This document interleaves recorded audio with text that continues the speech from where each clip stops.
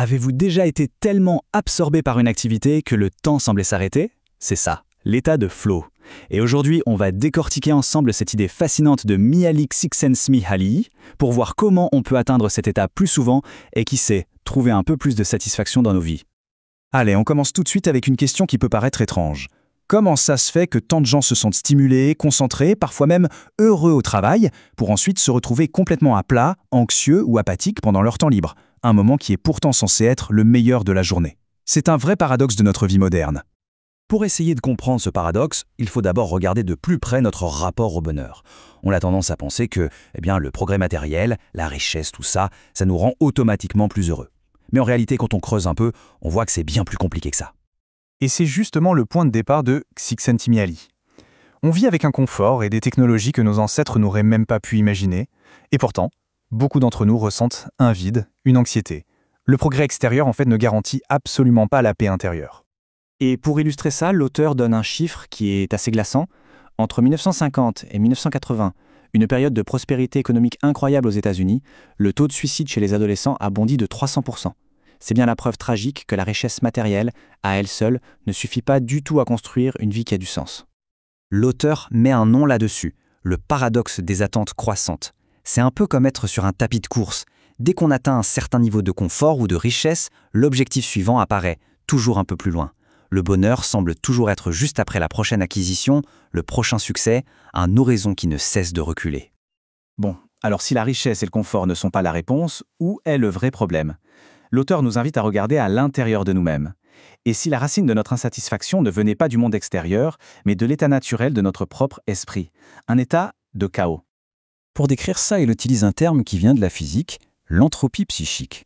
C'est en quelque sorte l'état par défaut de notre conscience. Quand on ne lui donne pas un but précis, un objectif clair, elle a tendance à partir dans tous les sens. On rumine des pensées négatives, on s'inquiète pour le futur. Bref, c'est ce désordre intérieur qui nous empêche de nous sentir bien. Cette citation, elle résume parfaitement le problème. On cherche du sens, on cherche des réponses, mais l'univers, lui, il est neutre. Il s'en fiche. Et si on laisse notre esprit sans direction, il va simplement refléter ce chaos extérieur. L'ordre et le sens, ils doivent venir de nous. Alors, comment on fait pour combattre cette fameuse entropie psychique? Comment on met de l'ordre dans notre conscience? C'est là qu'intervient le concept absolument central de cette analyse, l'état de flow. Le flow, c'est ce qu'on pourrait appeler l'expérience optimale. C'est ce moment un peu magique où on est tellement plongé dans une activité que tout le reste disparaît. Les soucis, la faim, la fatigue et même la notion du temps. À ce moment-là, la conscience est parfaitement ordonnée, elle est entièrement tournée vers la tâche à accomplir. Ce tableau, il est super intéressant parce qu'il montre les conditions exactes pour atteindre le flow. Regardez. Si le défi est trop grand par rapport à nos compétences, c'est l'anxiété qui domine. Si au contraire, nos compétences sont bien plus élevées que le défi, alors on s'ennuie. Le flow, il se trouve juste là, à la frontière entre les deux, quand un défi élevé rencontre des compétences élevées. Le point clé, c'est donc vraiment cet équilibre parfait. Le plaisir, le vrai, ne vient pas des choses faciles. Il vient d'un défi qu'on arrive à surmonter. C'est la zone idéale. Ce n'est pas si difficile que ça en devient angoissant, mais ce n'est pas si facile que ça en devient ennuyeux.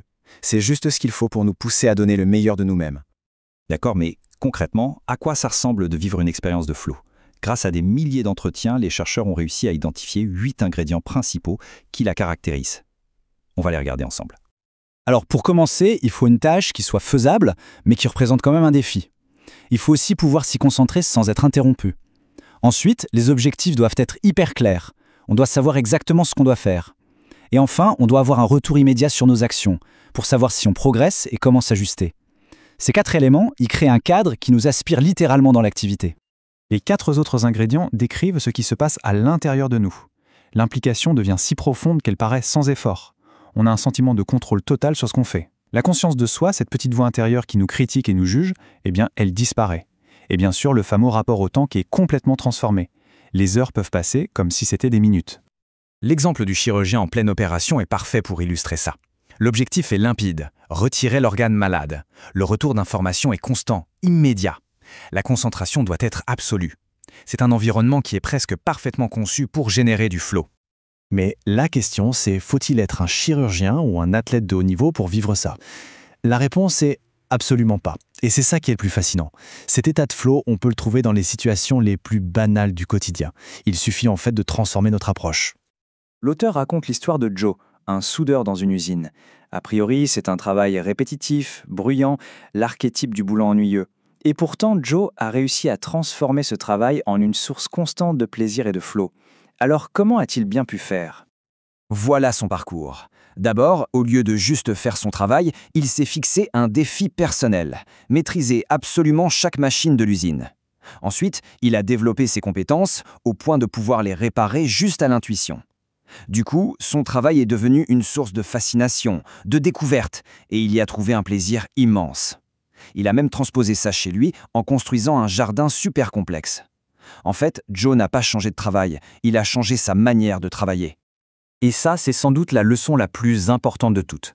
Peu importe ce qu'on fait, que ce soit laver la vaisselle, remplir un tableur Excel ou jouer de la guitare, on peut transformer n'importe quelle activité en expérience de flow. Il suffit d'y injecter des objectifs clairs, des défis à notre mesure et de la concentration. Le plaisir, il n'est pas dans la tâche elle-même, il est dans notre approche. Au final, le message est incroyablement porteur d'espoir. Le bonheur, ce n'est pas quelque chose qui nous tombe dessus par hasard. C'est une compétence, quelque chose qui se cultive jour après jour, en apprenant à diriger notre attention et à mettre de l'ordre dans notre conscience. La question à se poser n'est donc peut-être pas comment être plus heureux, mais plutôt quelle est la prochaine chose, même la plus simple, que je peux transformer en une expérience de flow.